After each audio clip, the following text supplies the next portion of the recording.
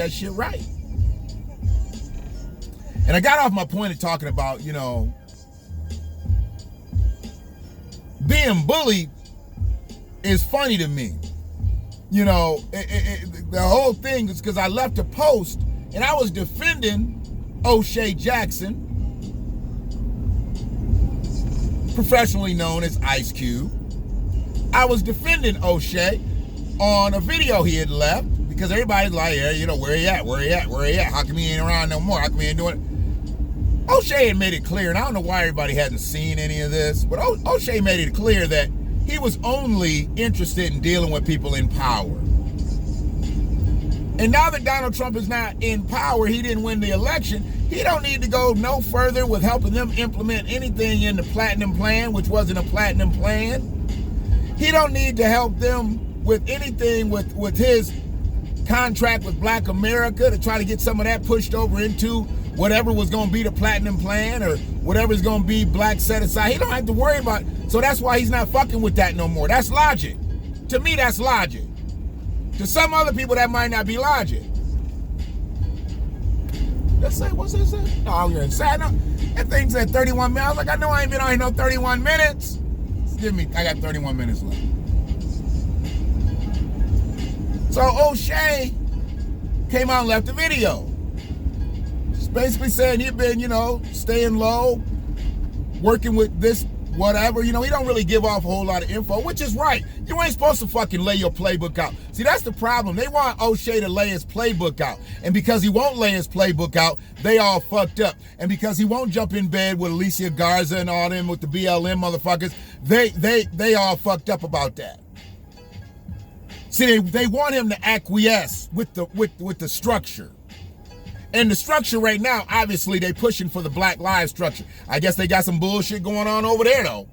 Old girl done took a high level, like a straight up executive position, and nobody knew. I don't know the ins and outs of it. I'll talk about it when I figure it out.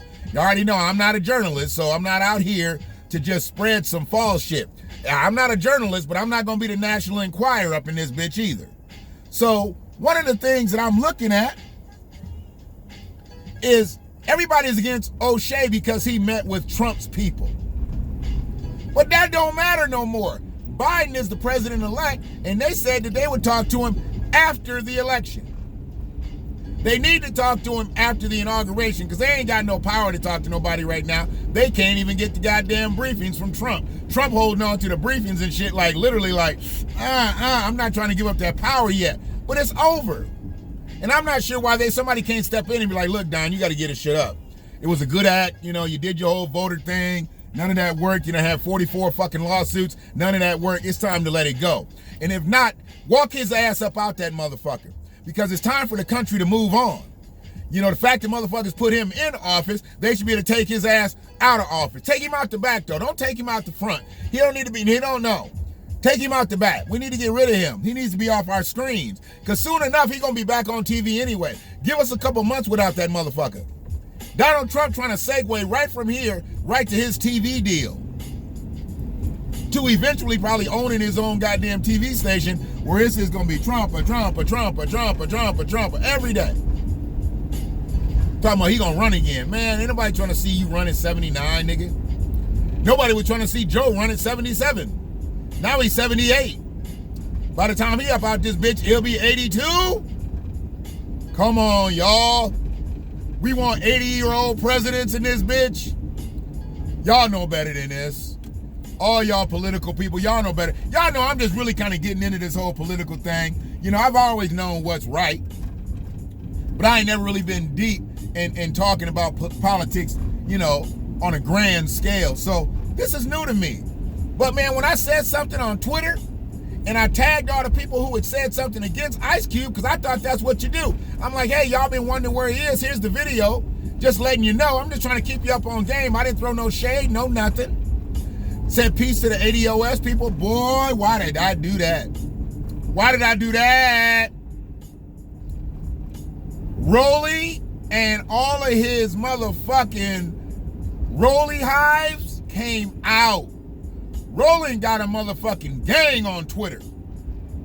And y'all know I don't put a lot of motherfuckers' names up in my shit because I don't want nobody talking about, he doing, they trying to click back.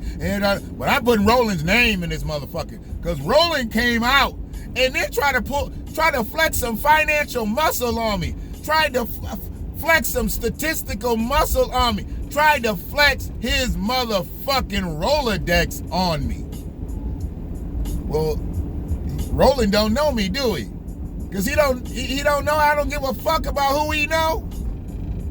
I'm not in this for that. I couldn't give less than a fuck that Roland Martin has Ice Cube's phone number.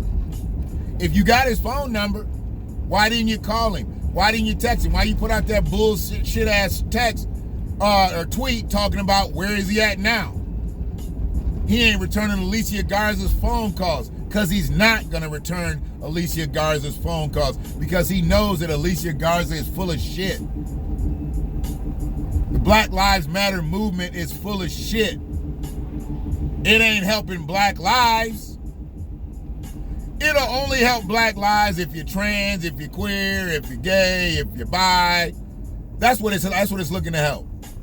Black men looking to be gainfully employed, looking to go through some training. Is Black Lives Matter helping for that? Black men that have been wrongfully convicted and now released from prison, looking for a new way in life. Is Black Lives Matter helping for that? Black men who need legal assistance, because legal aid ain't shit. And I know they got these little places that are really just regular law firms and they just give you a prorated fee when they need to talk about child support and custody and things like that. Is Black Lives Matter putting up some fucking money to help brothers with their legal shit? No. And I'm only saying black men right now because black women tend to have a pass.